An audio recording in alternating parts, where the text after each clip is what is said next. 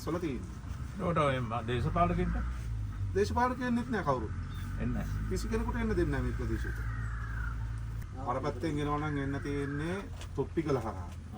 එතකොට අපි එහෙන් තොප්පිගලට එහා පැත්තෙන් ඉරාන් පාර එනකොට රෝඩ් බ්ලොක් එකක් දාලා තියෙන යුද හමුදාව සම්පූර්ණයෙන් පාර රෝඩ් බ්ලොක් කරලා තියෙන්නේ.